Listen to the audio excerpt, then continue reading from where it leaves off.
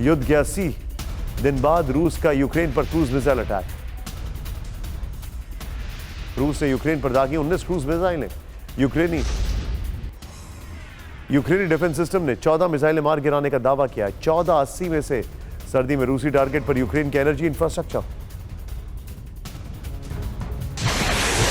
रूसी पोजीशन पर यह अटैक यूक्रेनी ब्रैडले की फायरिंग का है, जो बताने के लिए काफी है कि रूस यूक्रेन की जंग में तबाही का नया चैप्टर विंटर वॉर जुड़ चुका है, जिसमें आमने सामने की लड़ाई से ज्यादा फोकस अब आर्टिलरी से युद्ध लड़े जाने पर किया जा रहा है। इसका एक और सबूत क्रास्नोलिमांस्क फ्रंट से मिला, जहां यूक्रेनी सैनिकों के ठिकानों को रूसी फोर्स ने गोलाबारी करके तबाह कर दिया। जंग के मैदान में यूक्रेनी टैंक तोप भी उतनी ही शिद्दत से गरज रही हैं। ये एक्शन स्वीडन की 155 mm self propel gun Archer के एक्शन का है, जिसने रूसी ठिकानों पर तबाही मचाई।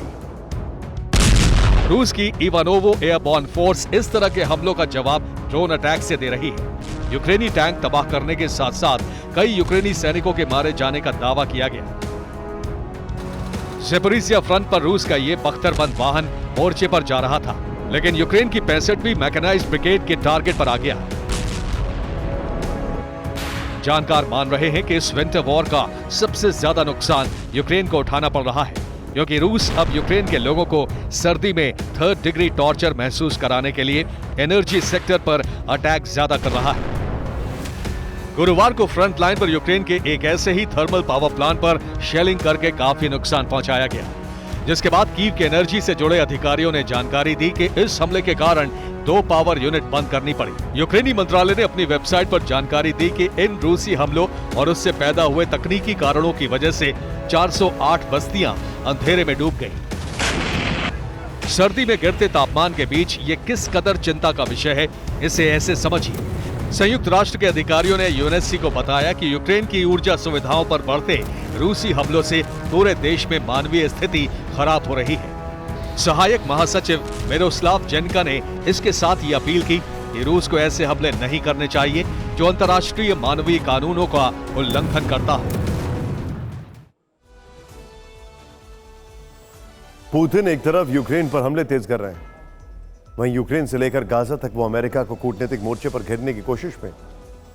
पुतिन कल यूएई और सऊदी अरब का दौरा करके मॉस्को लौटे और यहां उन्होंने ईरान के राष्ट्रपति रईसी से मुलाकात की। आप जानते हैं उन्होंने क्या कहा रईसी से? उन्होंने कहा, जब मैं यूएई जा रहा था तो मैंने सोचा रास्ते में मैं ईरान की ओर ड्रॉप कर जाऊं, लेकिन फिर मैंने सोचा कि नहीं, अभी समय कम है और आप यहां पर आ ही रहे हैं तो आपसे यहीं पर मुलाकात हो जाएगी और आपके सुप्रीम लीडर को मेरी तरफ से बहुत सारी शुभकामनाएं। ये पुतिन के शब्द थे।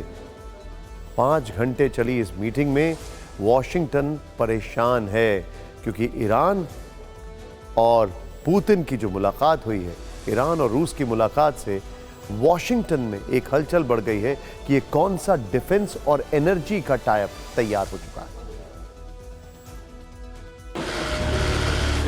क्रेमलिन के सेंट्रल हॉल में ईरान के राष्ट्रपति रईसी ने पुतिन से मिलने के लिए 6 कदम आगे बढ़ाए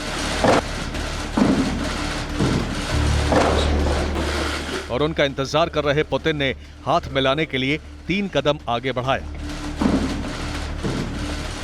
रईसी ने इस दौरान पुतिन को अस्सलाम वालेकुम कहा, तो पुतिन ने जवाब में उन्हें वालेकुम अस्सलाम कहा।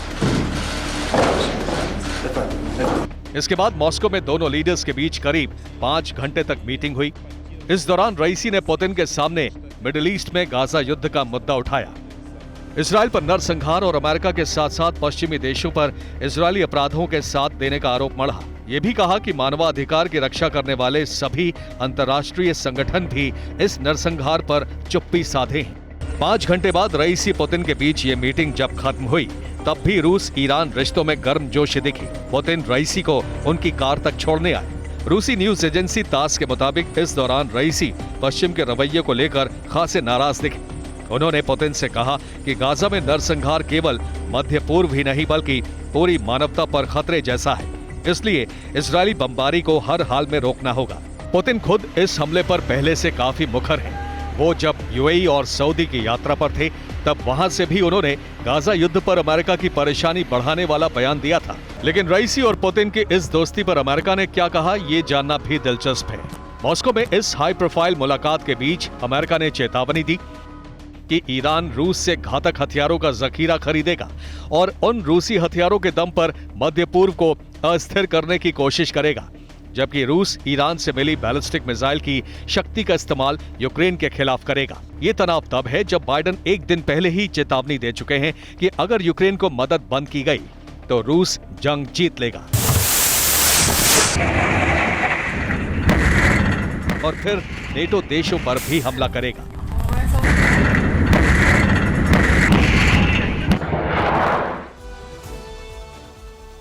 इसी मीटिंग में, इसी ब्रीफिंग में बल्कि जॉन कर्बी ये भी कहते हैं कि गाजा के लिए अमेरिका के अलावा कोई ऐसा मुल्क है जिसने सबसे ज्यादा कुछ किया हो।